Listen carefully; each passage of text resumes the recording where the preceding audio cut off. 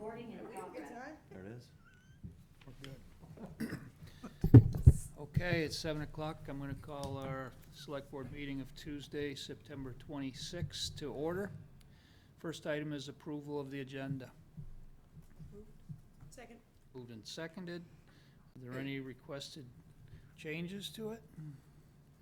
Hearing none, all in favor of approving the agenda as drafted signify by saying aye.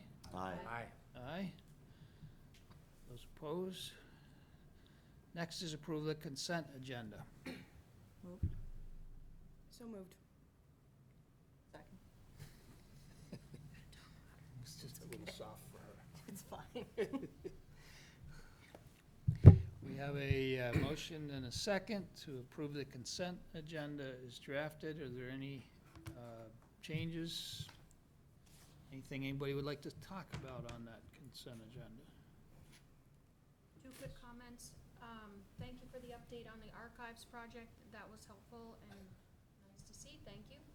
And congratulations to Lindsay. I think you wrote the grant on the Equitable Inclusive Communities Grant, so congratulations. Super. You beat me to 'em. That's good, though. Anything else? Okay. All in favor of approving the consent agenda as drafted signify by saying aye. Aye. Aye. Those opposed? Okay. Citizen comments. Are there people here for something that is not on the agenda? And I see Laura's hand. I'll start with you, Laura. If we have a number of you, I'd like to we do have a fairly full agenda this evening. This isn't, the citizens' comments, not our place to actually solve issues, but it's to bring them up and maybe make a point about it. So if we can keep them brief. Laura's got props. I have a prop, and I have thanks. So I have thanks on behalf of the Walk Bike Council and Middlebury Safe Routes for the striping that has been happening of crosswalks and fog lines. Makes a big difference on Washington Street and other places, and I know we still have a lot to get to. We have a lot of visitors now on bikes, a lot of seniors on bikes, on e-bikes, and they appreciate that guidance. And I see them using these crosswalk safety flags, which is low-hanging fruit, not as good as the LED flashing lights, and we're going to talk about the connectivity plan later, but I'm just really thanking you for that. Like, it makes all the difference to do the fog lines, the crosswalk striping, and shoulder maintenance. And anytime we can get better shoulders, it really makes a difference. So just keep that in mind for us and for our community, including the growing number of seniors that are back on bikes, especially e-bikes. So I just wanted to say that, and also kind of related, the Public Health and Safety Committee has been dormant, and I'm a member of the Public Health and Safety Committee, and I know Chief Hanley was its chair. And I don't know where the Select Board is on the future of that committee. So maybe just think about that. I don't know if it needs to be convened, even if it's just to look at its membership and leadership. So I'm just bringing that to your attention. That's it. Good point. Good call, thanks. Oh, and this week, Wednesday, is Walk and Roll to School Day, which we celebrate on the first Wednesday of the month, and it's International Walk and Roll to School Day. So we really appreciate those lines and crosswalk safety for that, where we're joining kids all over the world in walking and biking to school. So look for us out there. Thanks, Laura. Yeah, the crew is being, the weather's been kind to them here recently, so they're catching up on some of these projects that were on their list all summer. Anyone else? Please. Right up there. Yes. Hi, I'm Wendy Warren from Rogers Road, and quite a few of our neighbors are here tonight to support the presentation for the Bike Ped Committee that Rogers Road, Monroe Street are part of the plan to slow traffic and make it safer for all the pedestrians and people that live in that area in Butt-Off Acres. So just wanted to say that's why we're here. Wow, okay. I saw a lot of people I didn't recognize as having something going on, so thank you. Anybody else? Any hands up in the TV audience? No? Okay, well then we're going to go on to the Ilsley Public Library presentation. And looks like Kathleen, I'm sorry, we got one other hand up. In addition to what Wendy said, I think it's really important. Could you come forward and announce who you are, because we have to transcribe these, and the person who's transcribing will hear better if you're closer to the mic. I'm Mimi Love Nicholson from Monroe Street, and I want to say that it's really important to slow the traffic down there. I've lived on the corner of Monroe and Rogers Road since 1982, and the traffic has just gotten bigger and bigger and bigger and faster and very loud. I hate the loud noise. I really hate it. And as far as doing the bike paths, I wonder if these fast drivers are going to watch for the children or not. They might and they might not. It seems to me when they're, just driving fast through our neighborhood, they don't look for children. We don't have bike paths right now, but that's very dangerous. The children live there all the time, and so do the adults. And I just don't think the people that are driving through our neighborhood so fast, I don't think they have any idea who lives where they're driving. They don't know. They don't care, which is really bothersome, more than bothersome. I mean,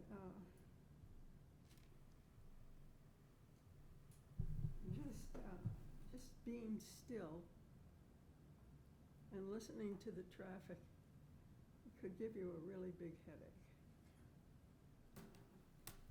And I really hope more is done about this traffic stuff, because it's very dangerous, I say, to the children and to the adults. We hear you on the speed with the, unfortunately yours isn't the only road. It's become a major issue throughout, not just the town, but obviously throughout the state, given the number of traffic speed signs that you see as you drive around now, and so it is an issue that we're aware of and that we're working on, and probably that's something the Safety Council should be continuing to brainstorm. So thank you. So. Judy Weiger-Groves also has her hand up. Hi, Judy. Yeah. Hey, how are you doing? I'm doing great. So related to that, I was gonna really try not to enter into the discussion. But given that the comments that you just recently made, Front Porch Forum is alive and well with comments about traffic and speed.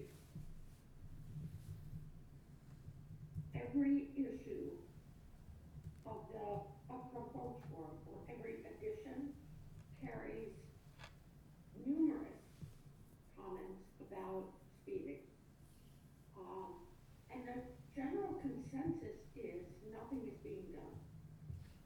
So question number one is, what is actually being done? Next question, I attempted to walk across Route 125 from Schoolhouse Hill Road to Grist Mill Road and was almost hit by a cop. I walked there today and the dump trucks that are moving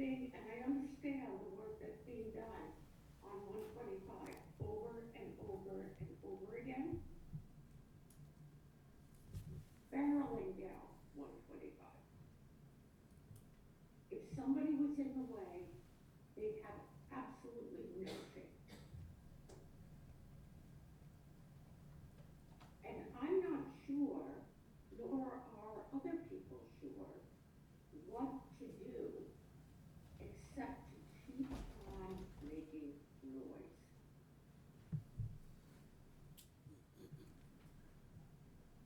Which I do really well, but, Oh, don't cut yourself short, Judy. well, you know, I'm encouraging everybody that's on Front Porch Forum, I keep saying, we're not gonna solve this on Front Porch Forum. You need to call the state police, you need to call the local police, you need to call the infrastructure committee, you need to call the select board. And you need to be such a pain that somebody doesn't. I apologize, Brian, and the rest of the board, because I don't see it being addressed. And it's getting increasingly dangerous, increasingly worse. I don't know, so I'd say it's not that we haven't made some good faith efforts, Judy. We've purchased a couple of the speed warning signs that have at least a positive effect. It doesn't solve it, but it has a positive effect on speeds. And they've done, when we've had fuller staffing and we could cover, we've had some increased patrolling in different areas, but it's like the whack-a-mole, because as you are quite aware, I'm sure, there's other issues that have all of a sudden popped up here that take a lot of their time. So I guess I would beg to differ with you that we're not trying to do something. So I think you'd have to admit that we are doing something. And I need to move on. I don't want to debate this endlessly, but it is something we're certainly well aware of. I'll keep track and let you know. Okay. Thank you, Judy. Is Dana out there? She is. Oh, she's in the, She's a presenter. Hi, everyone. I'm here. okay.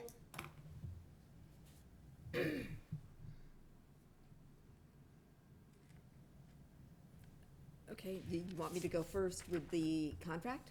Sure. Or, Oh, sorry, I thought that that's what I saw on the agenda. Okay. So I was assuming you were going Okay, first, okay. if that's okay. yeah.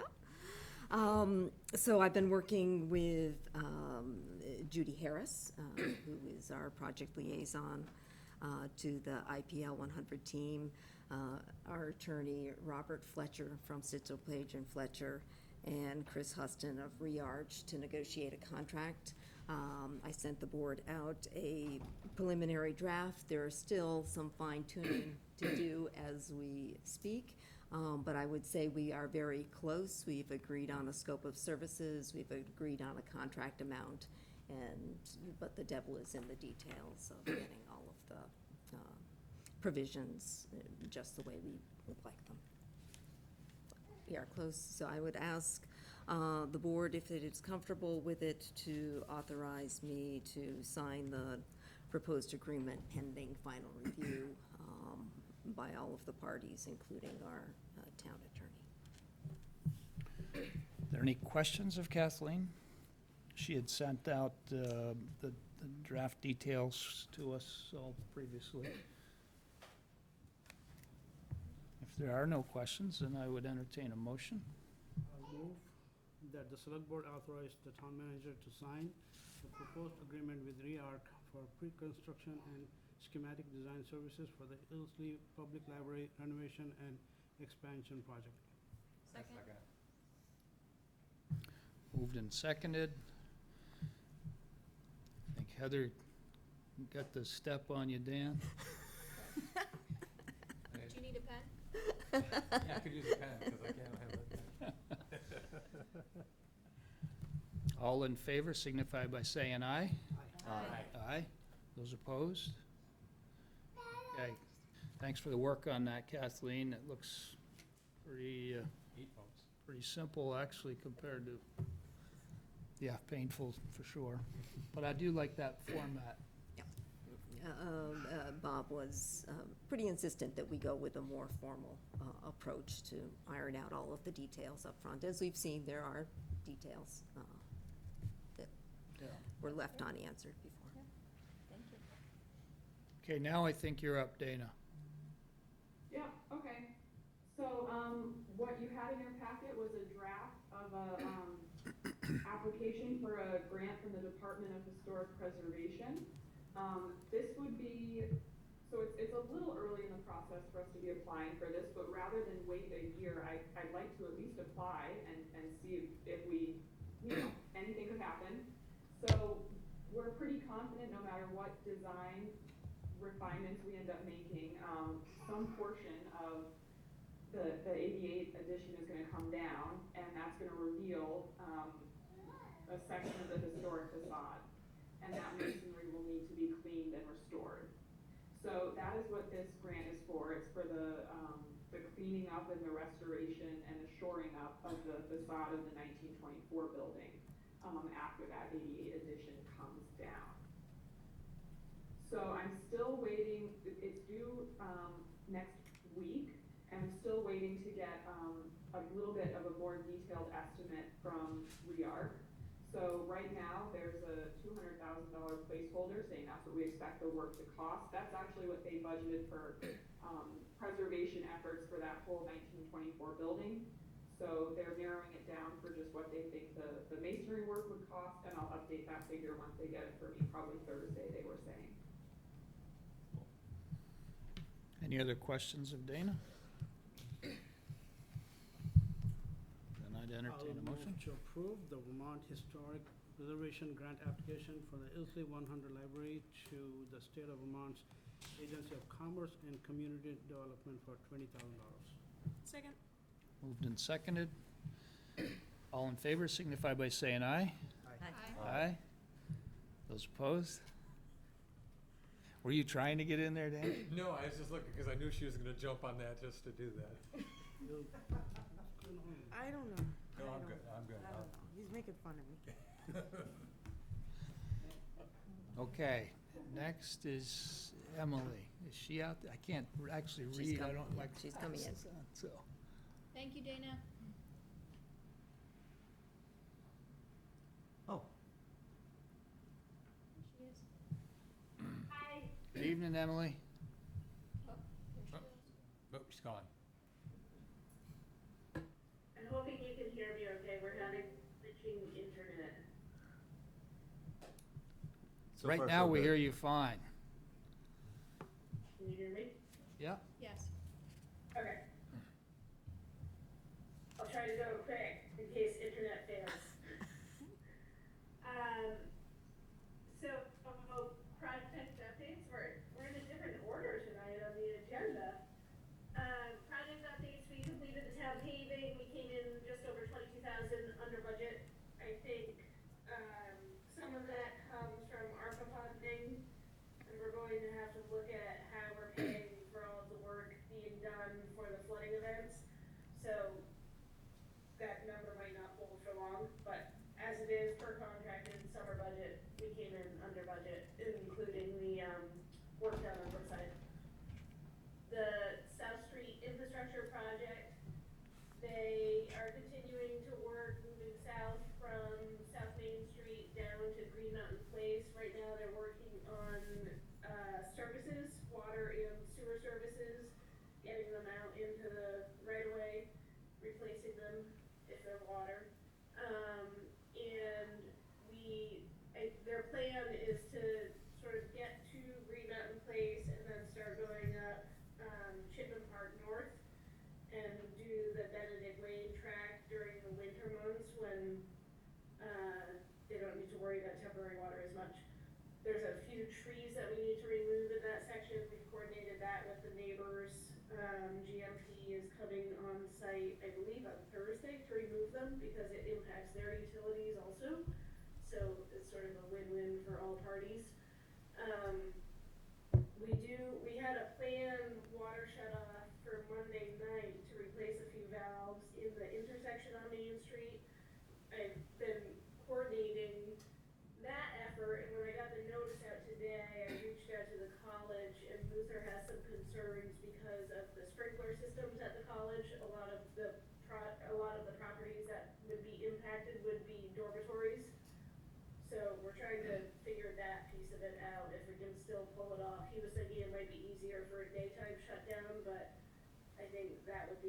absolute traffic nightmare. They're literally like just south of the rotary on South Main Street. So we're trying to coordinate, see what we have in our capacity to offer support. And I'll work with him tomorrow morning to try to straighten it out, see if it's something that we can support with him internally to still do it as night work. The Halliday Road pump station, Champlain was able to mobilize back to the site and install the 3 structures that were pretty deep and complicated and really needed dry conditions. So when we had that spell 2 weeks ago, they were able to get in there and do that work. They're back in there now, prepping for the generator pad, and I think the generator's scheduled for mid-October to arrive on site, and then the housing and all of the electronical connections will follow that. Route 116, just got an update from the state that they are hoping to reopen the road by October 10th. They're waiting on the remainder of the box. I think a couple of sections have already been delivered this week, so they're installing those as they're delivered, and then they'll start backfilling, install our water line. We'll have an engineer on site for the testing, and then they'll get it open to traffic. I think work will continue, so it'll probably be temporary 1-lane shutdowns, but at least accessible through the work package starting mid-October. Middlebury River, Casella completed their portion of the work, which was south of First Mill Bridge down to Aussie Road. They did a good job. It looks pretty good. We still have some further mitigation efforts. I've reached out to SLR, the engineering firm that did the initial design for the flood resiliency project, to get a structural assessment for the sheet piles that surround the flood resiliency wall just south of First Mill Bridge. They've all peeled off of the wall. I am hopeful that there's no impact to the toe of them, but we definitely need to do something to at least get them secured back to the wall, and need to determine if there's any impact to the toe, because that's really their purpose down there. And then we also had Champlain come in and open up the chutes and remove debris between Gristmill Bridge and Lower Plains Road. There were a number of trees down in that section, and the chutes were pretty clogged up, so that came out pretty good. They mobilized out of there today. So hopefully all of the flood-related work is done until springtime. We are still looking for, there will be further work for stabilization efforts along the 12 Gristmill Road site, the Holbrooks property, that large slope. But that'll have to come about in the spring. We have to be out of the river by October 1st for regulatory reasons. And then the other piece, we also have Otter Creek Engineering looking into doing a hydraulic analysis for North Branch Road to figure out culvert sizing in there as part of the mitigation efforts. I think there are at least 3 culverts that are undersized, so we'll be looking into that further. And I'm meeting with our FEMA coordinator again on Friday, but as long as those items are called out now, we're able to build on them. So we're just calling out as much as we can, so that come springtime, we can do the work that's needed and still get the funding necessary for the further mitigation. Any questions on that? That was a little bit quick. I'm worried that we're going to lose internet at our house. Well, then keep going on until somebody interrupts you. So flooding updates, I touched on some of this. We're still trying to figure out how to treat the August event. We got the notification that we reached the threshold to receive a declaration, and I think the state and the federal government are now still trying to coordinate if it's going to be combined all into one declaration, or how they're going to break it out. Hopefully it's all one declaration for my sanity.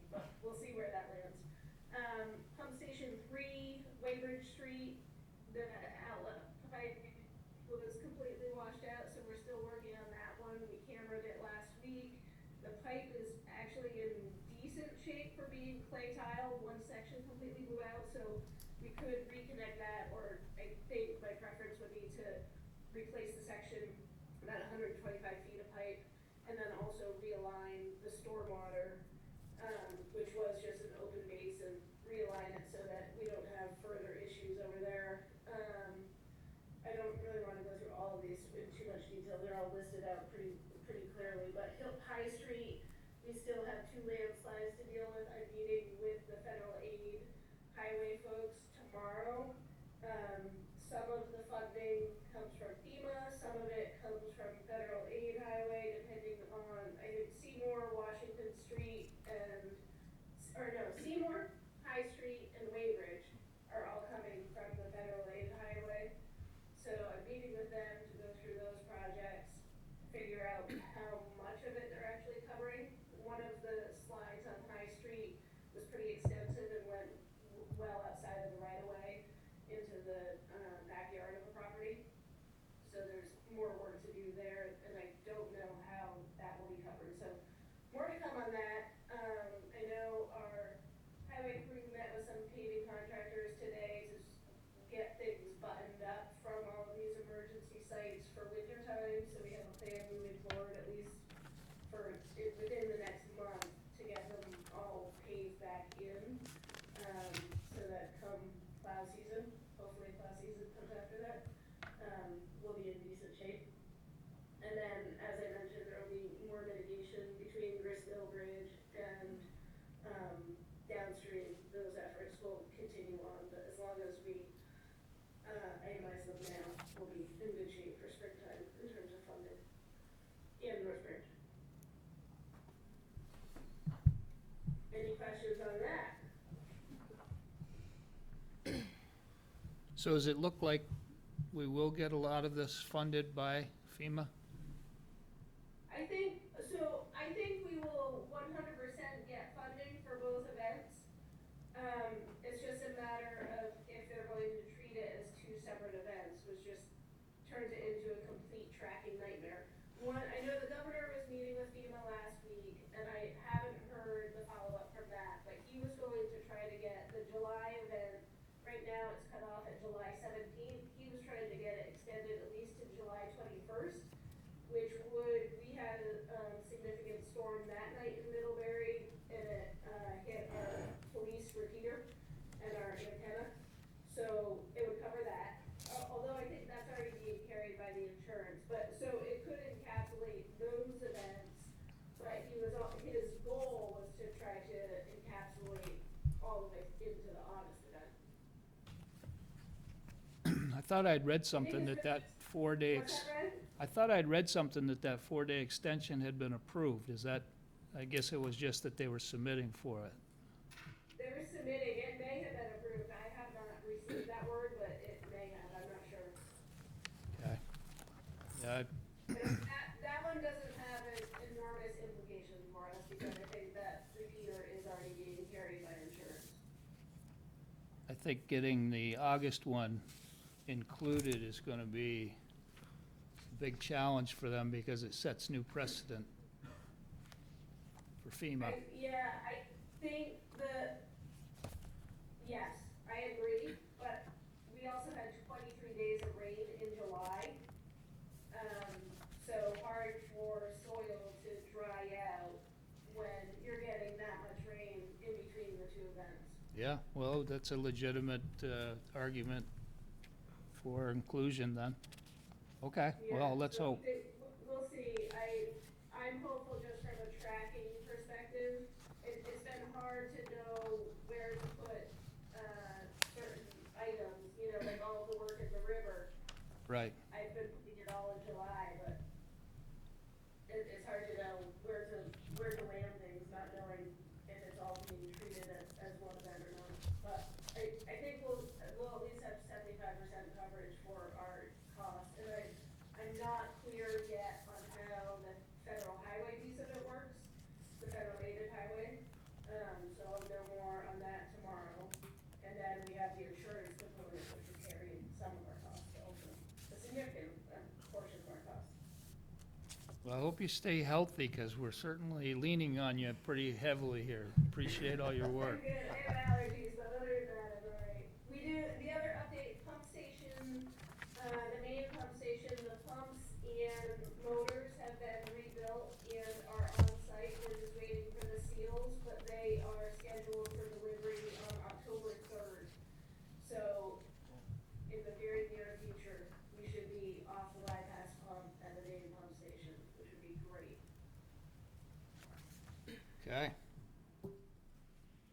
wanna jump into the wastewater treatment facility?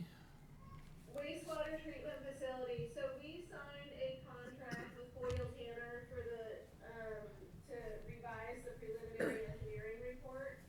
And that sort of went back to conversations we had with Hoyle Tanner, Wright Pierce, and Stan Tech last fall. And infrastructure and the select board,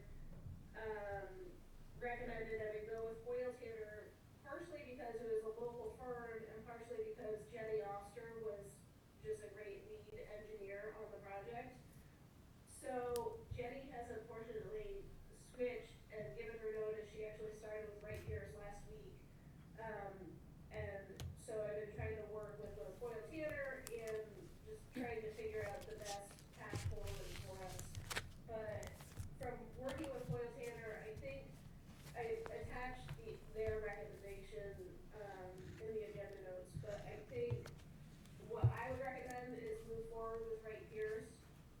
I don't have budget numbers on it yet because they're still trying to figure out the project team and how to do it. But we are only about 30% into the contract. The initial contract was in like the, I think 280,000 range, somewhere in that ballpark.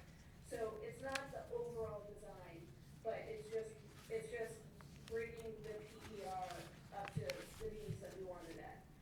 So my recommendation is to, and terminate the contract with Hoyle Tanner, which Hoyle Tanner also supports at this point. They don't really have the staff on board to continue the contract at this point. Not to say that moving forward, they wouldn't be interested in pursuing the contract, but I think they sort of need to get their feet on the ground again after this. And then I recommend that we go with Wright Pierce to close out this contract to at least get the PER completed. And that'll get us to a point where we can then make a determination with the overall engineering contract for the big contract we want to move forward with. And since they support it, they're willing to just release all of the work that's been done to pass over to. Yeah, they are. Wright Pierce? They recommend that they hold the contract until the end of the month so that we can do the data exchange. The person who is doing all of the sort of the biogas and the anaerobic digester data collection, he works for UVM and he said that he wants to stay with the project no matter which company it goes to. So we would still be able to tap into his knowledge. And so I think it would be the easiest transition forward to keep us on track for completion if we went with Wright Pierce. And they do specialize in water and wastewater, so they're highly qualified. I'll move to proceed with termination of the wastewater treatment facility preliminary engineering report agreement with Hoyle and Tanner. Second. Moved and seconded. Are there any questions on that? Hearing none, all in favor signify by saying aye. Aye. Aye. Those opposed? I also move to authorize the Public Works Department to enter into negotiations with Wright Pierce to complete the ongoing wastewater treatment facility preliminary engineering report. Second. Moved and seconded. Any questions on that? All in favor signify by saying aye. Aye. Aye. Those opposed? Okay. So, I guess that'll be up to you to take care of. Yeah, I was letting Jenny get settled in a little bit. She literally finished Tuesday and then started on Wednesday, so she's still sort of in the whirlwind, but I'll connect with her in the coming week and we'll start figuring out contract details for getting it back on track again. Okay. The next item, agreement with Aldrich and Elliott for our feasibility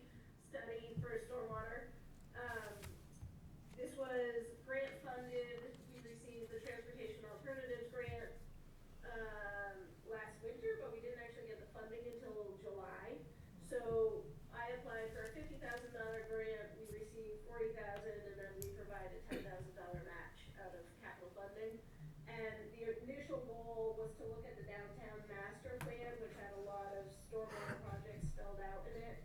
And then also work on Adams Acres, which is the Boardman Street and that complex, get that up to 30%, and then sort of play around. Initially, we had looked at Mary Hogan, but we already pulled that one out of it to get it into design more quickly in case funding for schools came out. So that was the initial intent. Since the flooding in August, I sort of changed the scope of this, and we still need to move Adams Acres forward. I did last week find out about funding that might be available for Adams Acres.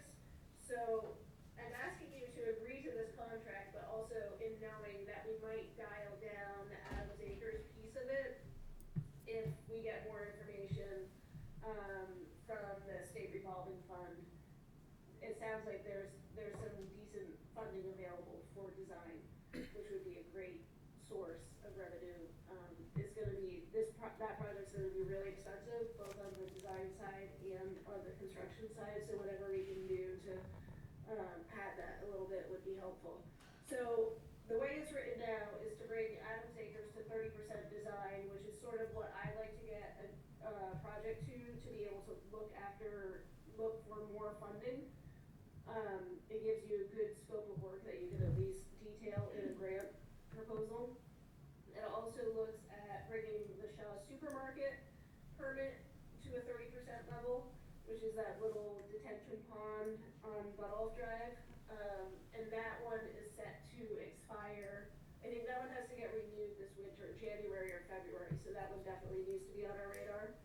And then the other component that I want to put this funding towards is looking at the Buttolph Acres subdivision permit, which is, the permit doesn't quite speak to the entire area. It only covers 12 properties or something. I'm sure the state might want to look at that a little more closely, but given the amount of flooding and the number of groundwater and just stormwater concerns that we have from that neighborhood, this is sort of a good way to get some basic engineering done in there so that we can figure out an approach to move forward to try to get water away from homes a little bit better. Any questions of Emily? I'll move to approve the proposed agreement between the town of Middlebury and Aldridge and Elliott related to the feasibility study stormwater design for $51,400. Second. If there's no questions, then all in favor signify by saying aye. Aye. Aye. Those opposed? Emily, you held contact throughout the entire presentation. Good. Yeah. Okay. Well, appreciate all the Thank work you. you're doing. Thank you. Hey, Emily, I made it. Right Oh, nice. Right before they shut down, I made it. It was really What'd you cool. think? It was really cool. It's pretty amazing. Yeah. The poop dryer? Thank Yeah. you. Cool. Yeah. What? The dryer? I'll share during, Neat. I have a note to share during the. Is Jen dialing in, or is she here? I haven't seen her. Thought I saw it outside. Yeah, I She think outside? Walking by. Okay, we're ready for her, Dave, if you could get her. Yeah.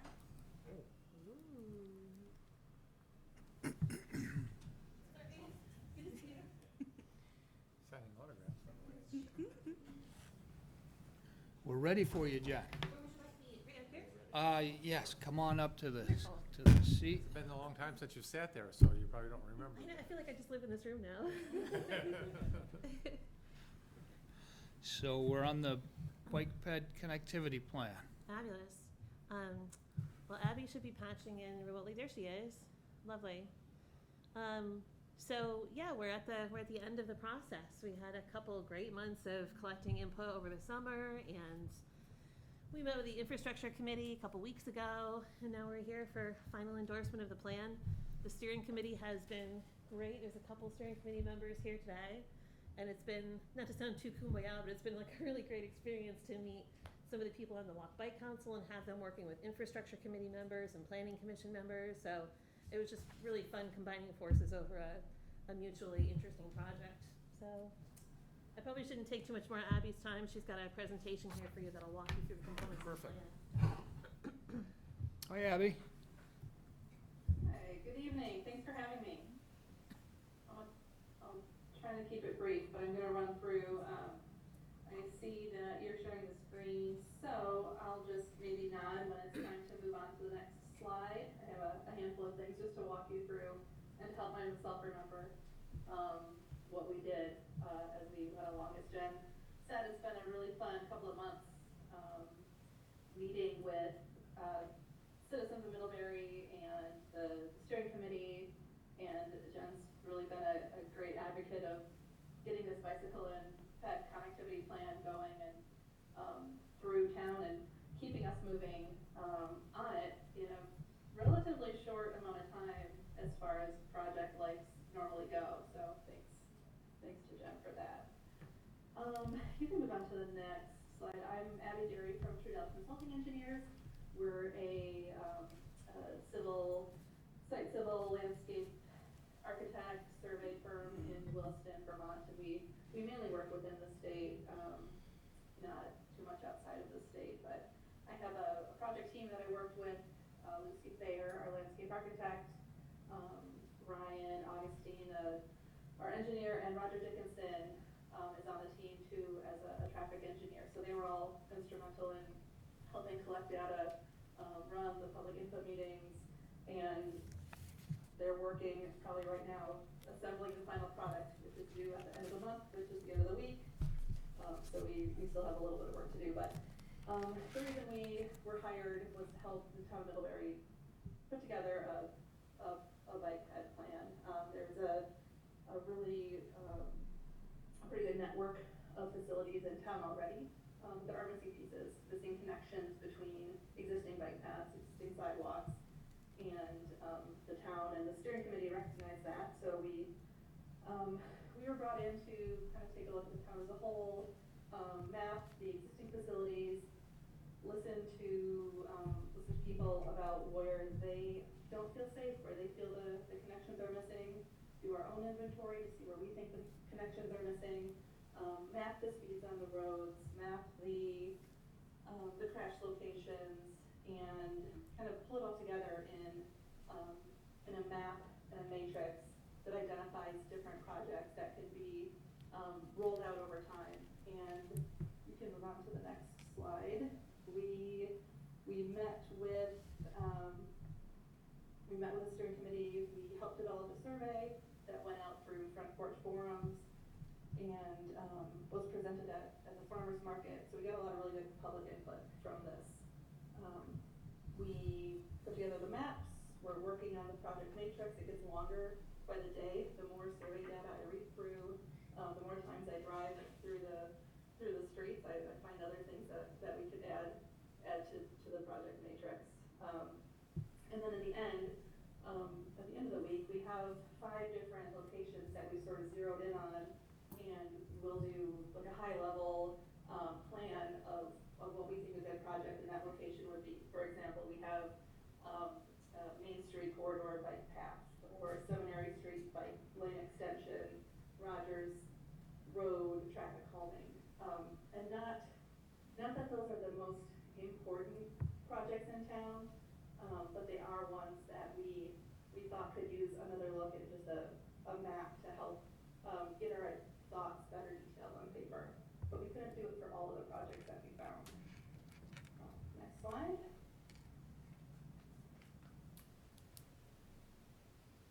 So project schedule, like I said, we're getting toward the end. We have just a few days left to develop the final deliverables.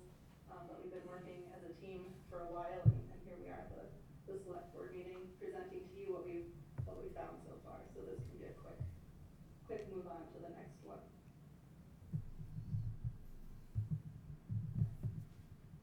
Questions that we had, we asked the people of Middlebury, are there adequate crosswalks? Are there adequate sidewalks? And then the most important thing we asked was, if you know, where do you see the deficiencies? Are there adequate safe places for you and your family to ride bikes, safe routes to ride bikes, to walk? And if not, point out where you think those deficiencies or connection opportunities would lie. So we gathered that information, categorized it, and ranked it by the number of survey mentions that you can see displayed here. And a lot of the same people had a lot of the same ideas. Some folks really focused on their neighborhood and what they see on their street, but others were more active and moving about town and really have some good thoughts on what the connections could look like. So this will be in the final narrative. Moving on. We had a public input meeting at the end of August at the town office. We had a pretty good turnout, and that generated some good discussion. We had a few tables with maps, and people were able to get together, discuss thoughts and ideas, and bring their ideas to the table. Next slide. And then here's just a sample of what the final project matrix will look like. And we, the numbers on the left, the 1 through 28 that you can see on this plan are just simply a reference so that we know where the project is on the map. It's not a ranking by any means. But the other things and the thing that this matrix does is it pulls all of the different projects together, where they are, what the project is it a bike lane, is it a sidewalk, is it a crosswalk, what is the speed associated, the vehicle speed associated with that particular project, what is the traffic that is adjacent to or runs alongside that project or that pedestrian facility, and those could help inform which projects you would want to select to do first. The higher speed, higher traffic volume could mean that a bike lane or a sidewalk is more appropriate or is more of an urgency in the town's minds. And that's the AADT is the daily traffic? The annual average daily traffic, so the daily, a measure of the traffic volume on the road. Vehicle, not pedestrian.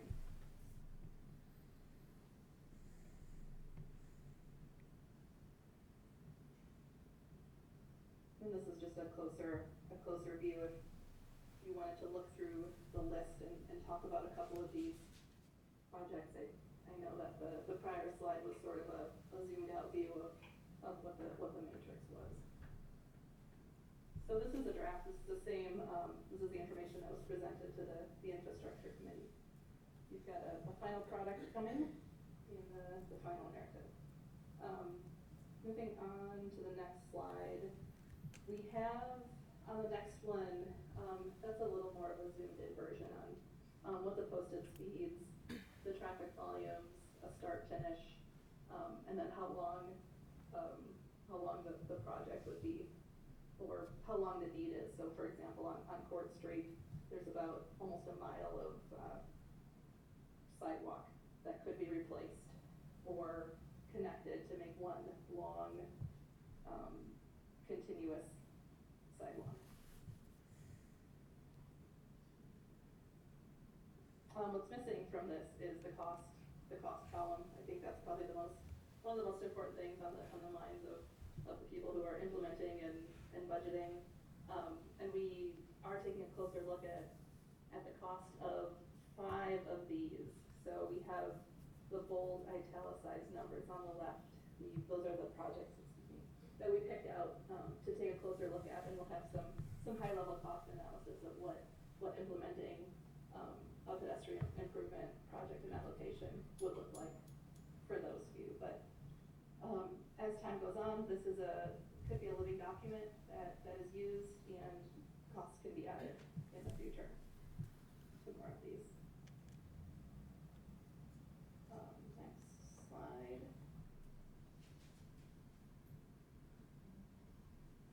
And the map. So it's a GIS-based product. We can forward those shape files to the town for their use in the future.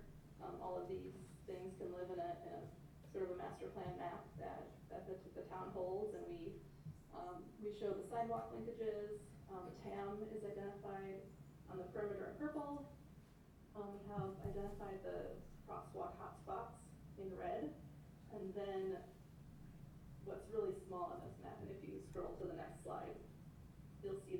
number on the map corresponds to one of the projects in the key.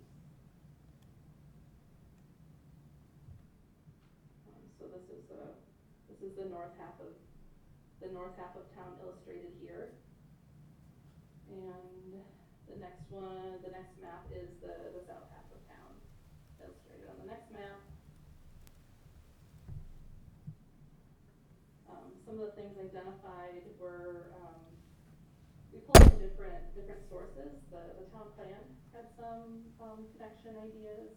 The downtown core master plan had some ideas, so this is just a kind of a summary of all of those different ideas. Abby, can I interrupt for a second? Yes. Can you, it's hard for me to tell from the slideshow, what are the 5 projects you're doing, the costs? The ones that are, is that 5, 6, 7, 8, 9? Sure. We're looking at the Maple Street Marble Works neighborhood. There was a footpath project suggested in that area.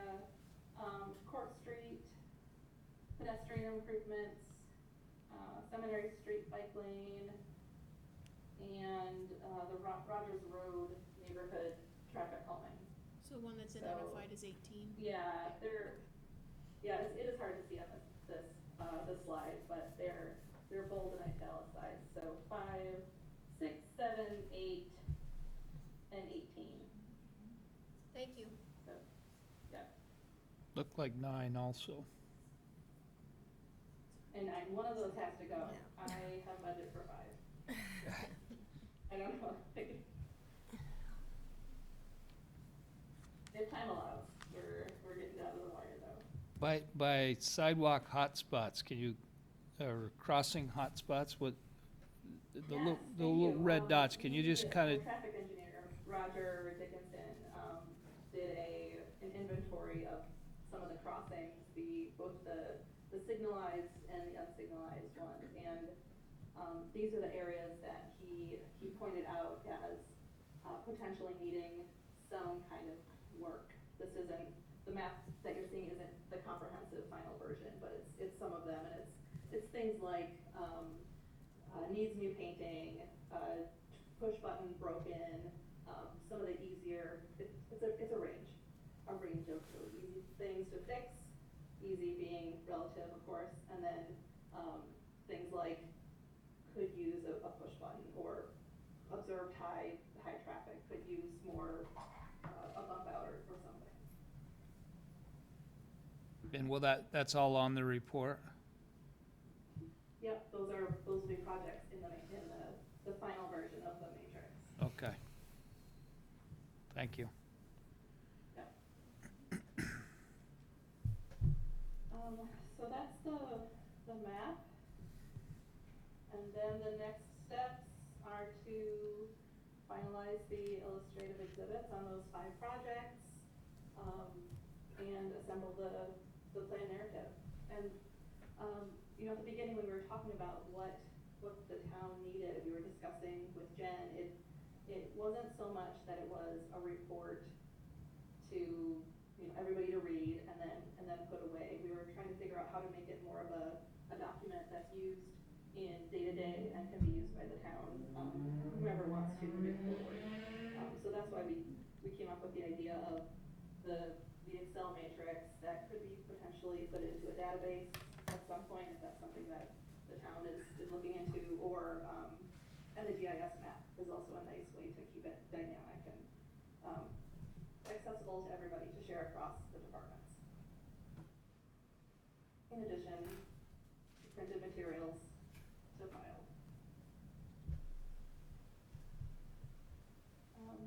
And that's it. That's the plan. That's what we've been up to, and happy to answer questions. Just one thing really quick, Abby, can you, remember when I asked you to speak to prioritization? Can you just add that to your presentation here for a sec? Yes. So when we were developing the matrix, we just listed them in no particular order. We didn't think that it was part of the study for us to determine which projects are the highest priority or the lowest priority.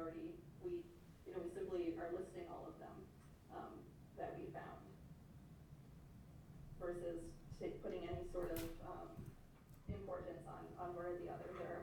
There are things and parameters that we will discuss in the study about, things that the town could look at, when picking the highest priority projects, like traffic volume, pedestrian volume, traffic speed, but we didn't provide a ranking in this study. Nice. So the numbers don't mean anything. Every meeting we've been in, people are like, let me see those numbers, I need to get closer, but the numbers are just numbers. Yeah. No, it looks like you've given us the data, though, that would help us in the prioritization effort. Yeah, use it as a tool.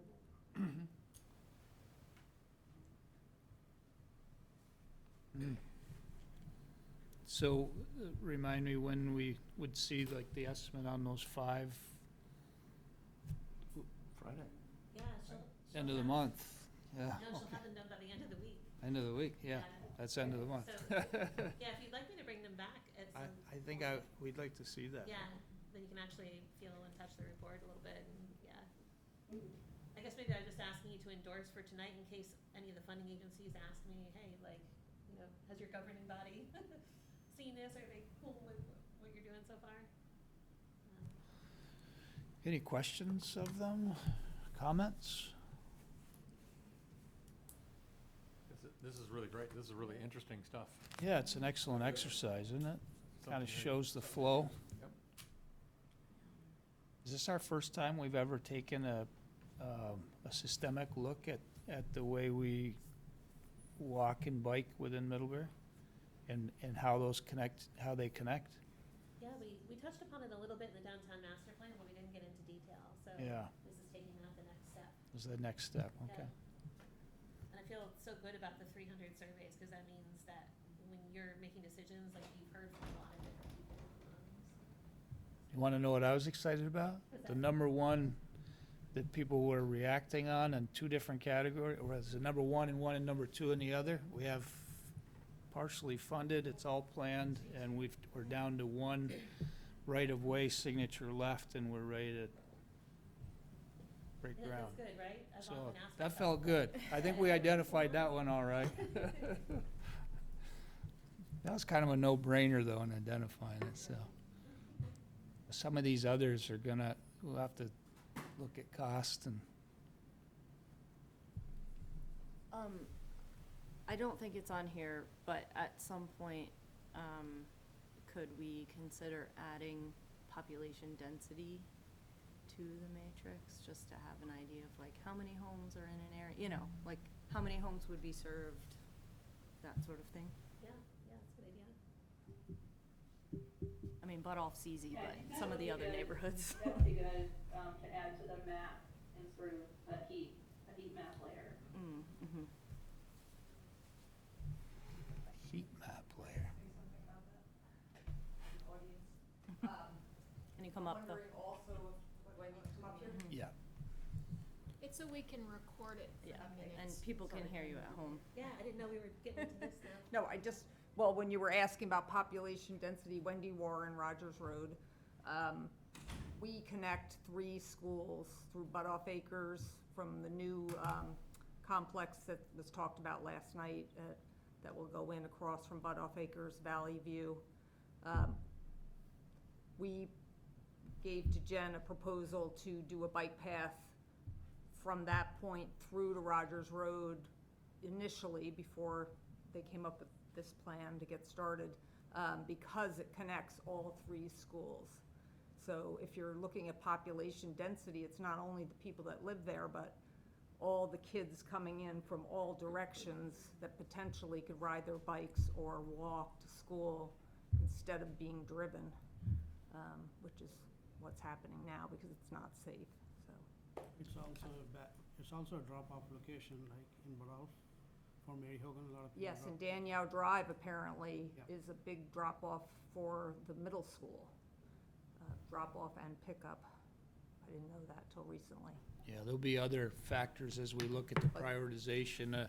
If I think what you're talking to is the prioritization, and it won't strictly be the heat map, that'll be a part of it, but as we look at it, I mean, what you're saying, the connectivity, that's certainly a criteria that might be in the mix, certainly things like costs and then the traffic counts, speeds, what's the risk we're dealing with, and so this is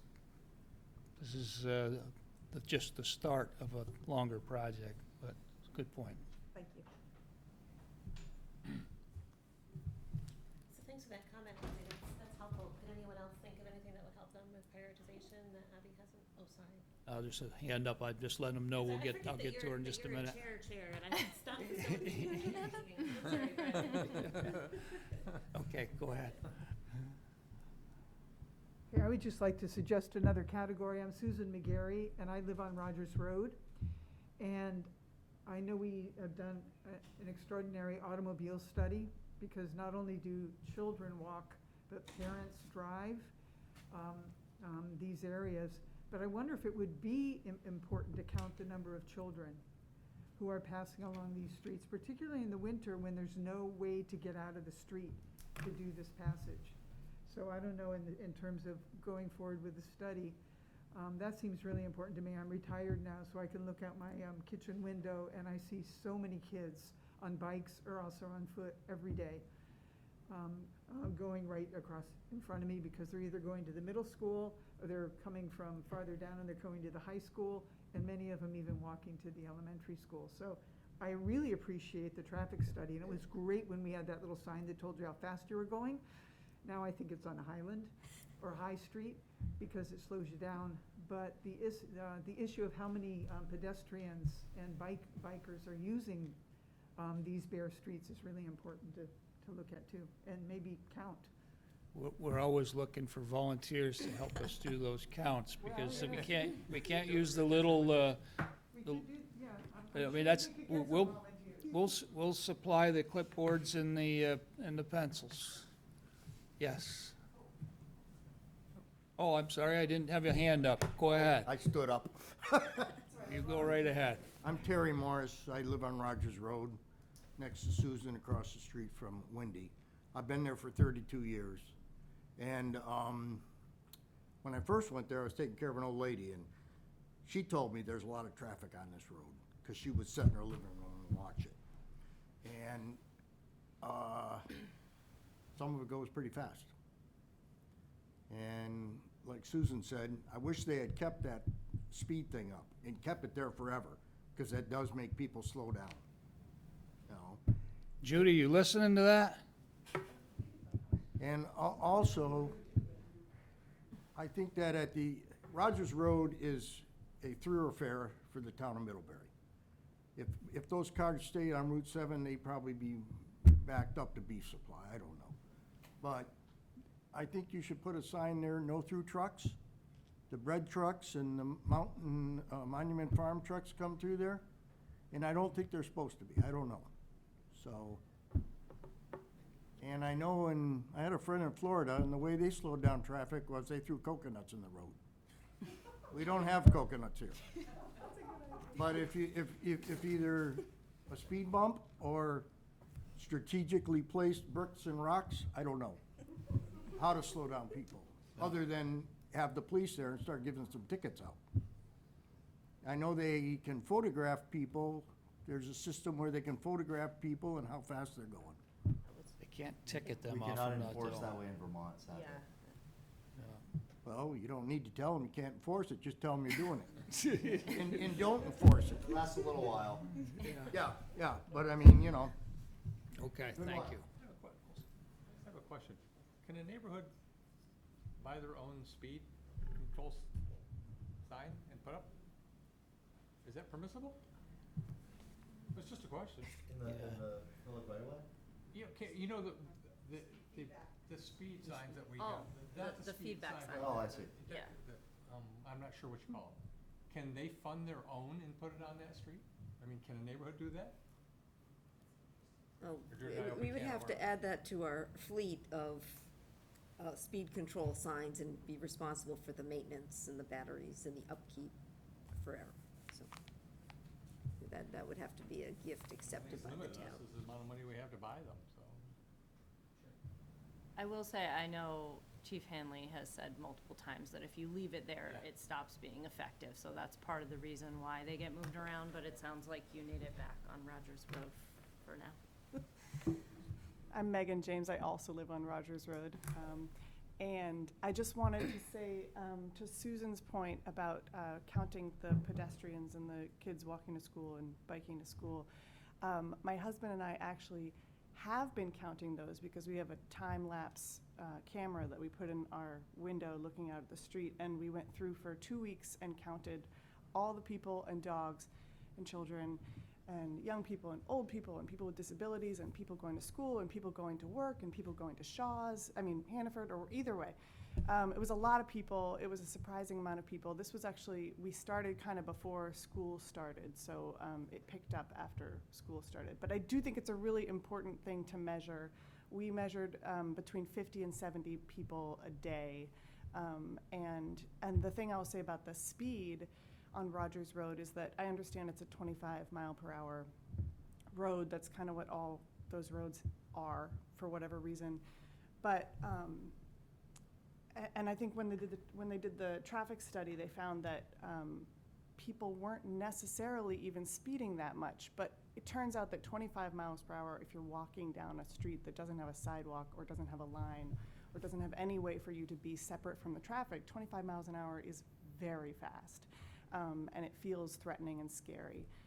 So I think there's a lot of different factors that come into play in that particular road. And I'd be happy to put the camera back in the window if you guys want more of that data of how many people. It was fun to see.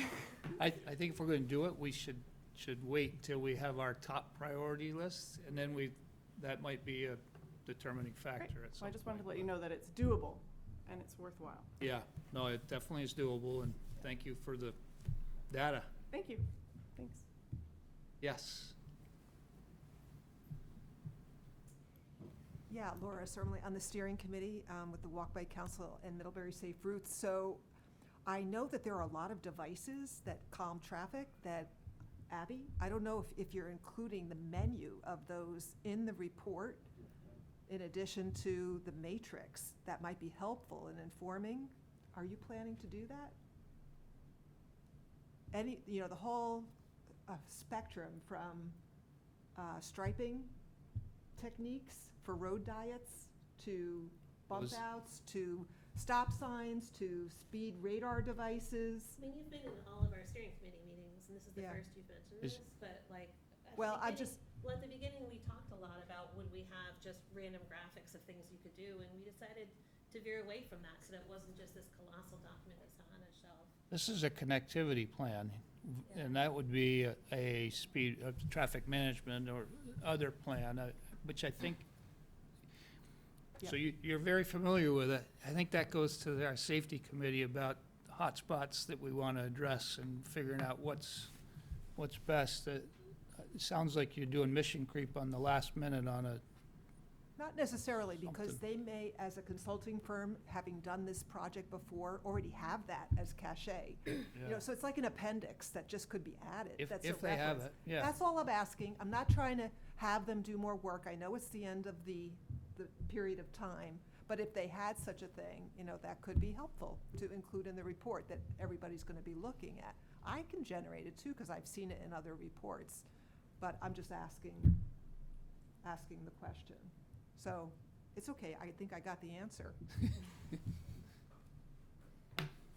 And stop signs in Butoff actually were added for that reason, even in places where you wouldn't normally put a stop sign. And that could be added to Rogers Road too as a possibility. And I know the chief mentioned that at one point. No, they did that out on Bunger Street too. Yes.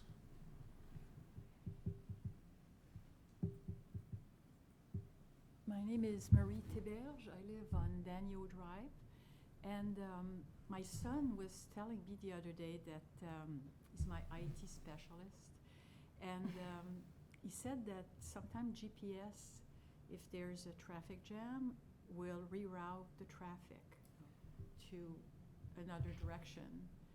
So if there was he said maybe there's a possibility that if the 7 is jammed, then the traffic is by GPS rerouted through Daniel Drive. But he said there's a form that a municipality can fill and apply to, is it Google, to ask that this rerouting not happen. So something to explore. It can. It's an interesting, who's on the safety committee? Did you write that down? Yeah. Look, our IT techie guy is on the, That? our IT techie guy. Yes. My own personal IT specialist. And Daniel, I've been living there for 1 year now, and I noticed the drop-off and pick-up of the students. When the kids either walk or come back from school, on Daniel, they don't realize they're on a street, so they're in the middle of the street, they talk, they play, they're just like, and then the parents who come and pick up their kids, they're on a rush, so they drive through all this. Sometimes their kids stay there for 15 minutes, the parents are late, they're waiting. So I'm not sure that it is a good idea for parents to pick up their children outside of the school where they should be picking them up, and the kids have to cross 7 also to get there. I know they like to walk with their friends and things like that, but anyway, so that's definitely, there's more volume there. I see more volume of parents. Instead, they don't want to go to pick up at the school. They want to avoid Route 7, so they just drive to our neighborhood, they pick up and they drop off their kids. So more and more volume with that. Is that relatively new? Oh, no, that's always. I don't remember that when my kids were going to school, that people were picking up all the way over there. After the elementary school, that was easy drop-off. So to avoid Route 7, we always did that. It's getting worse now. And I'll also say, as a teacher in the middle school, adding the 6th grade, you add another group of families. And also, post-COVID, a lot of people, their work schedule allowed them to drop their kids off to school, or they just feel more comfortable driving their kids to school instead of having them on a bus with other kids. They got comfortable driving their kids to So school. we have more people doing that than. Yeah, right, okay, definitely yeah. more people driving their kids I to don't school. remember that being an issue. I mean, but I'm talking, what, But instead of 10 going years to back or school, whatever. go to, they drop off wondering sometimes in can, parking lots of businesses or, Mm-hmm. you know, everything to avoid that. And Ah. then Daniel is definitely drop off and I'm pick up. wondering, can Mary Hogan Thank you. put a stop to this? There's just Asking parents not to use I it? don't know. Let me just divert our conversation back to what we were working on. I think we had a lot of Rogers Road and people that came in maybe to voice their concern and hope that this might help them. I think we have 2 issues. So that's an issue that we need to undertake. Right now, it's the bike ped and walking connectivity plan, and we have a presentation that's been given to us, and we need to let them know if we endorse this work so they can finalize the final plan. Any other questions? And if not, I'd like a motion. I'll move that the select board endorse the 2023 Middlebury Bike and Ped Connectivity Plan prepared by Trudell Consulting Engineers. Second.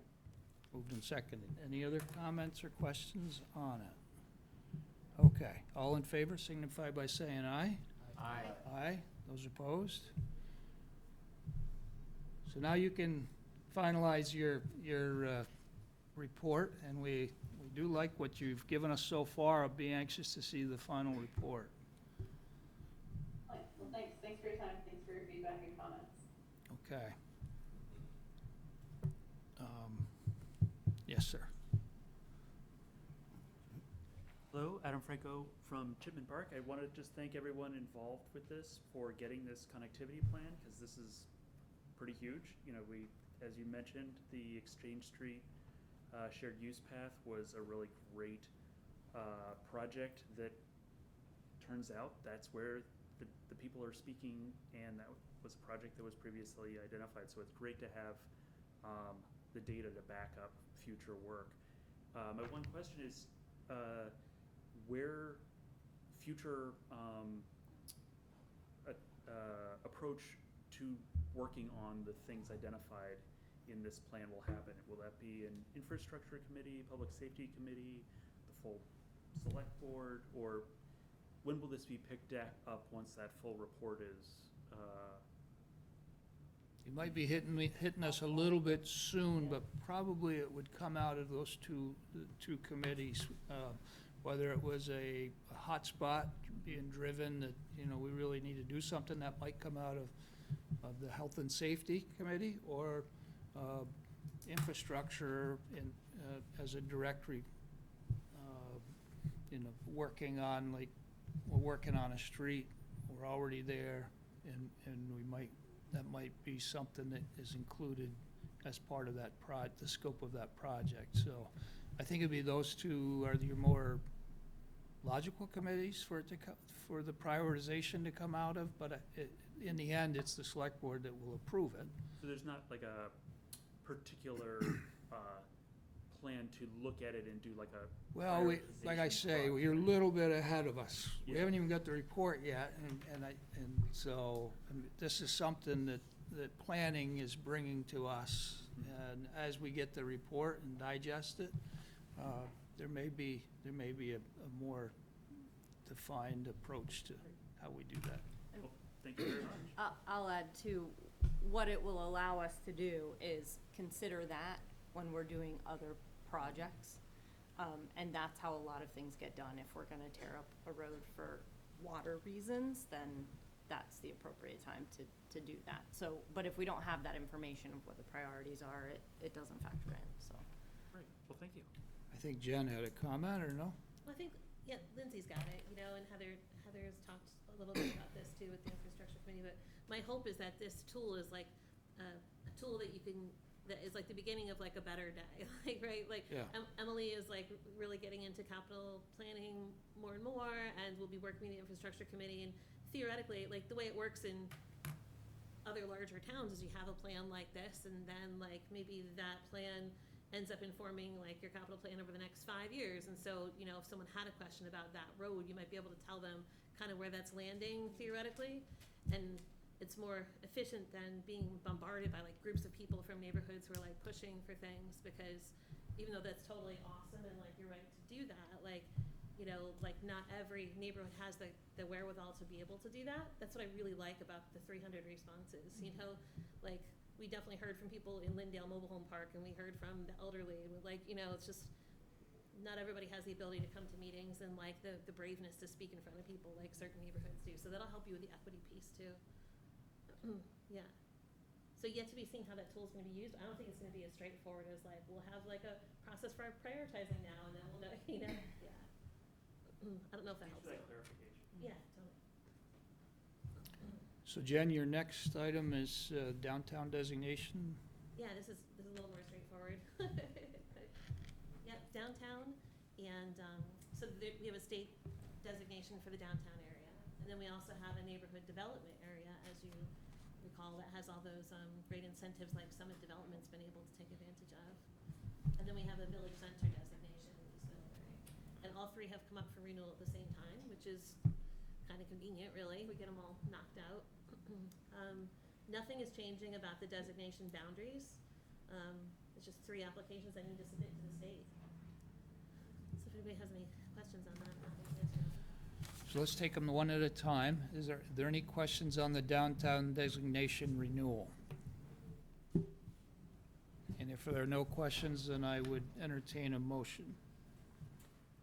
I move that Middlebury Selectboard authorize the submission of a downtown designation renewal application to Vermont Agency of Commerce and Community Development, Department of Housing and Community Development for the town of Middlebury. Oh, you can have it. You Moved and seconded. Any questions? None? All in favor signify by saying aye. Aye. Aye. Those opposed? Okay, the next is our Neighborhood Development Area Designation, the NDA. And we just got that, but it has to be approved because it has to be renewed when the downtown designation. Apparently that's the rule, yeah, so it's this awkward immediate renewal. Yeah, immediate renewal. Any questions on that? Motion? I'll move that the Middlebury Selectboard authorize the submission of Neighborhood Development Area Designation renewal application to the Vermont Agency of Commerce and Community Development, Department of Housing and Community Development for the town of Middlebury. second. Moved and seconded. All in favor signify by saying aye. Aye. Aye. Aye. Those opposed? Next is the Middlebury Village Center designation for East Middlebury.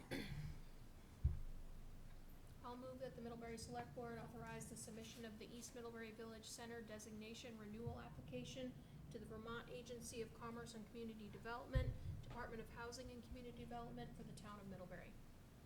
Second. Moved and second. Questions? All in favor signify by saying aye. Aye. Aye. Those opposed? And last but certainly not least is the Community Reinvestment Agreement that's related to the designated downtown area. I'll move the Select Board authorize the Community Reinvestment Agreement relating to the designated downtown area for the program and state regulations. Second? Any questions on that? That's just saying that it's a commitment from all of those that have an impact, that we are working to invest in that downtown area. So all in favor signify by saying aye. Aye. Aye. Those opposed? Okay, you'll have to sign your lives away. You have to sign your life away. Just your me? life. Just your life. Okay. Next, well then, thank you. Appreciate it, Jen. Thanks, Jen. So next is Kathleen on a Community Partnership for Neighborhood Development grant. So we've been working with Zeke Davison of Summit Properties, Jen Murray and Emily to try to scope out a grant application. So this is the Community Partnership for Neighborhood Development. It's a competitive grant program administered by the Agency of Commerce and Community Development. The program goals are to support investments in the development of transformative smart growth neighborhoods by pairing targeted and coordinated investments with planning support. Municipalities are the eligible applicants, and partnerships with private developers are encouraged. Eligible uses include planning, design, scoping, surveying, essentially everything in the bucket of soft costs incurred after the grant award, not backward-looking. Actual hard construction costs are ineligible. Award size is up to $500,000 for a single applicant, but the entire program is only $900,000, and the deadline for application is October 27th. So Zeke will be coming back with us with a more well-defined grant application for your consideration, probably at your first meeting in October. So potential identified uses include $54,000 in municipal planning for pump station testing, a bike ped study, a Valley View sidewalk design, on-site water main engineering, and a hydraulic analysis. $205,000 for on-site infrastructure design, civil engineering, geotechnical surveys, environmental reports, and administrative and legal expenses.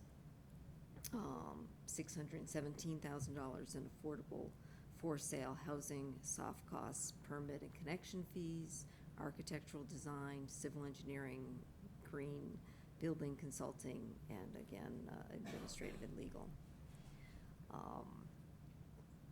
And $780,000 in affordable rental housing soft costs. So this is a great program for the soft costs associated with development and a way to help keep this development affordable. So stay tuned. We just wanted to get this on your radar screen. Okay. It's coming up. So no motion this evening? You could do a motion, but if you'd like to see the detailed grant application, you could do that by your meeting on October 10th. And we still have time? And we still have time. Okay, we'll wait and see the application. Next is the contribution to Vermont Employees Retirement System for non-union employees. Kathleen, you want to present that also? Sure. Currently, the town of Middlebury's non-union personnel participate in Vermont Municipal Employees Retirement System Group B, whereas our sworn police officers participate in VEMR's D, which is a group that was designed for a public safety, which in part allows an earlier retirement age for public safety personnel and a higher contribution by the municipality. Our new chief, Jason Covey, was participating in the VEMR's D program recently and has asked that the board open up membership in VEMR's D to the police chief position going forward. And that is this request, please. Are there any questions on that? It's actually extending his enrollment, right? Yeah. If there's no questions, I'd entertain a motion. I move that the select board approve and sign the proposed letter to the Vermont Municipal Employees Retirement System requesting the addition of the position of police chief to the list of the positions eligible to participate in the Vermont Municipal Retirement System's Group D, indicating that the employee in the position of the police chief may move to VEMR's D on July 1, 2024, and that the board understands that and agrees to the VEMR's provision that employees in the police chief position will be required to participate in VEMR's Group D going forward. Second. All in favor, signify by saying aye. Aye. Those opposed? Okay, check warrants. Who's got them? I did the check warrants, and I move to approve total expenditures in the amount of $907,260.72, consisting of $794,334.97 for account payable, and $112,925.75 for payroll for the period of September 13th to September 26th, 2023. Second. All in favor, signify by saying aye. Aye. Aye. Those opposed? Okay. Board member concerns. Stan? Oh, jumped on me real quick there. You're to my right. You ever notice when you go into a store, you look to your right first? Yeah, of course. What's that? I don't think I have anything. Nothing? I believe I just passed 1 year on the select board. No, it's been a year already? And I just wanted to thank everyone who has taught me something about Middlebury's history, someone who gave me advice in this position, and just people who've really encouraged me and other young people to be involved in local politics. So I've really appreciated it, and especially this week, we've just seen a lot of crime reported lately, so I just wanted to give a shout out to our town employees who have been so receptive to those phone calls and finding out as much information on the incidents as possible to get some resolutions. Okay, thanks, Isabel. Congratulations. Thanks. And happy 50th yesterday, I think, or day before. Yeah, a big 50th birthday bash. I just noticed that if I was in VEMR's, I could have early retirement now, and that doesn't make me happy. It's all downhill from here, man. Yeah, right? Oh, gosh. Have you already received your AARP? Not yet. No. Probably in the mail. It's on its way. The magazine magazine is really good. I used to read it at my grandma's. Not okay, Lindsay. No, it's a quality publication. They have a gamer thing now. Uh-huh. Like, that's where we're at. Like, you can sign up for AARP gaming. I'm dead serious. Because it's us now. You should have been there on Saturday, you would have known a lot about it. Oh, you know?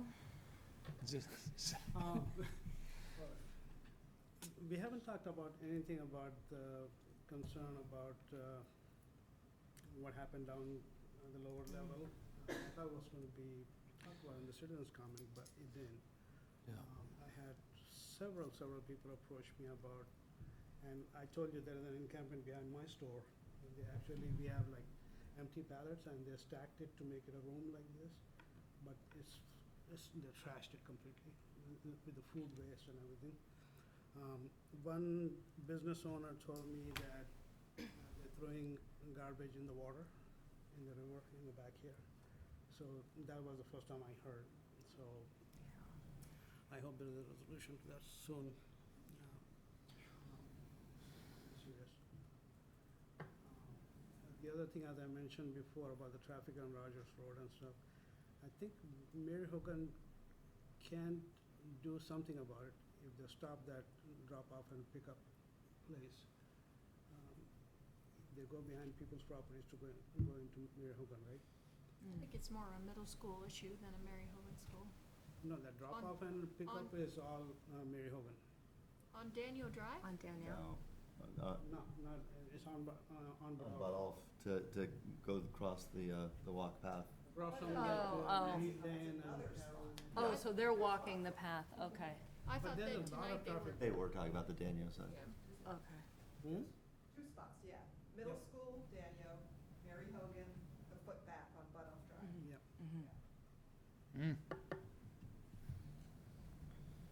Okay. More? I don't know if middle school can do anything about Daniel Drive, but Mary Hogan is right there. And I remember getting a notice not to use that We did too, previously, yep. yeah. Mm-hmm.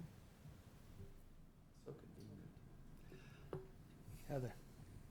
So I did go right before they shut it down to see the biosolids drying demonstration at the wastewater treatment plant. It was really fascinating. Did any of you no one else made it out? It was really, I didn't know about it.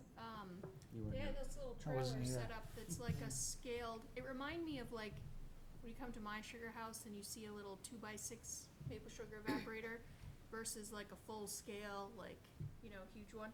But it was really, like, I got to see what went in it and what came out of it, and it was pretty fascinating, and I think, a pretty interesting, consideration in the whole process, so, They got some data to yeah, compare it? yeah. Yeah. What comes out is, well, of course, we don't put all the lime on it, but what comes out is a Class A biosolid, and it's like a dry powder fertilizer. So it's pretty interesting. And they're gonna also pelletize it. They had some samples there of pellets. It was pretty neat. Is it similar to like what comes out of a digester on a dairy farm? I don't know, cause I don't know that I've seen this, but this is like dry. Yeah. it's Um, Dry, use it for bedding. Oh. Anyway, just big thanks to, I think Emily set that up, right? So big thanks to Emily. They had a tremendous amount of people from all over the state coming down to Middlebury to view this, because there are no wastewater treatment plants in the state of Vermont using this technology currently. So there was a lot of draw to actually come down and see it, so kudos to Emily for getting them here and getting that conversation going, so. The appropriate time for us to be looking at that. Yeah. Yeah. That was Well, that was that's- why she did it. That's Yeah. part of the, the whole conversation about Right. how we upgrade our plant, and, anyway. The other thing, before all of the conversation tonight, regarding traffic control and speeding and walking and all that stuff, I was driving through, I think it was Brandon, a week or so ago, and through the town of Brandon, they have the feedback signs with the messages, and I've mentioned this before. I think the feedback sign with the messages are, for me personally, more effective, because when I'm driving too fast, they're actually flashing, slow down, slow down. Oh, did So- they do that? Yeah, and they actually can change, like when you are going the right speed, the message can say, "Have a nice day." It can, and it can change. And so one thing I was gonna suggest before all of this conversation tonight was that we consider in the capital budget, maybe adding a few of those feedback signs that actually have the messages. I think I know that they're probably more expensive, probably more upkeep involved, but I think from personal experience, they're a little more effective than just the flashing numbers, so. Bristol changes their messages Yeah. frequently, And they're to great humorous. effect. Yeah, The and they're, problem is I wanna see both. So you come in hot and you go out cold? do multiple rounds. Yeah. Piece of work. Anyway, so it sort of went along with the conversation, but I think it's something we should think about as we're getting into the budget, of maybe trying to get a couple of those that actually have the messages. Yeah. Lindsay? Here with the hard-hitting thing. Uh-oh. This traffic circle fall situation is amazing. Yeah. I did see one pumpkin in the road. I don't know if it got thrown or if it just rolled off, but regardless, it looks so festive and it makes me very happy. I drove through it twice today and I didn't notice. You didn't know? Oh, There's man. like pumpkins. There was there's backup, kale. the line was backed up here as I was coming through both times, so I was watching the No, you cars. gotta look. It's really cute. Wow, A lot of front porch forum compliments. Yes, absolutely. I'll go check it before I leave. Yep. That was it. That was my list. Andy? Yeah, nothing in particular. I just discovered to my surprise that municipalities are allowed to set speeds between 25 and 50 and no lower or higher than that on their own roads. With a traffic study as low as 25 is what the state road regulations say. So there's that. Interesting. Harumph. So that gets to the traffic calming. So, The coconuts aren't a bad idea. Yes, I like that. that's Yeah. the pumpkin, I'm Yeah. telling you. When I was a kid, I used tomatoes. Pumpkins. well, it's great to be back. Yeah, you were gone for a long I time. was gone for a long time, for me, and you know, don't they say like if a bird poops on you, that's luck? Is that luck? Oh, they Lucky pretend, yeah. I was really lucky, twice. Eagle. Oh, no, not an eagle. But I got pooped on twice in the same day. You're I- actually looking for an ugly American. I know, up on the Zugspitz. Huh. It was wild. So, very lucky. I think it's probably a good idea for our safety council to Yes. have a meeting and talking about prioritization and ideas on the traffic calming. Yes, absolutely. And I'm and a maybe low take level. up this idea, I can do, but look at it, but Maybe someone doesn't I show ju- up and you I can't just- go. it's always that, always gotta I go. just wonder. How would I or our If you- group get in touch with the safety committee then? We announce on, are you on the email blast? For the town. All of our meetings are announced on the town's email blast. Come to a meeting? You can just, they're open meetings. Pretty much. Right here. And we'll typically have the agenda posted on that. There'll be,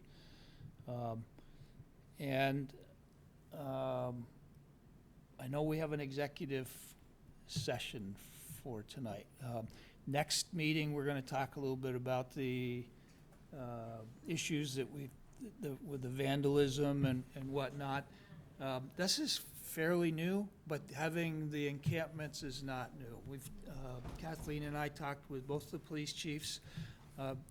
Some of, like the one down here has been here a very long time. They have a guy who's Hi, Wendy. the mayor, a self-appointed mayor. I remember when I toured Japan, and they had a lot of homelessness, and they had appointed mayors, and it was very neat and clean and everything. Well, there's some new participants in the encampment, and it's changed, but there's some limitations on what our police are able to do. You know, a civil offense is just a ticket, it's not gonna stop anything. But this one more recent one, they picked the individual up 3 different times before the prosecutor and judge would actually support any kind of prosecution and set bail, and it's $500 bail. But that's 3 times before any action was taken. So there are police, there's some, you know, discussion around town where the police aren't doing anything. Well, they are doing something, but their hands are very much tied by our state legislators and what they've passed for, and the way that our legal system is functioning. So we may have some challenges. There's certainly, we're looking into what we can do, and we'll have some feedback, but there's not a lot that, you know, the town hasn't got any big hammer that we can bring out. So businesses are meeting on Friday to just throw out ideas and everything, and I'm gonna attend that meeting and see what they have to say. But I know we're gonna have more discussions, but, and I understand the encampments, and I'm okay, but don't they have to respect the law? Sure. 3 times, arrested 3 times. Yeah, but I'm talking about other things that they've done, like a defecating in the road, or urinating in the road, or drinking, or public drunkenness, open alcoholic beverages out there, Somebody have to using keep- marijuana in public, and Somebody has to keep calling the police, and they have to be involved, and it's a matter of resources, right? I think if they'd only behave down there, it wouldn't be a problem. No. It's certainly heated up more recently, so. It has. So we'll be talking about that the next, so if somebody asks you, it's on our agenda for the next one, okay? You haven't seen the agenda yet, but we're working on that, and it will be an item of discussion. Bring any and all ideas, but know that they're not just sitting around, not doing anything, that they are working this issue hard, so. That's here Friday at noon? No, it's not a town meeting, it's a businesses meeting. This isn't the DIDC meeting? No. No. The DIDC is meeting Thursday at noon. Ah, gotcha. Okay.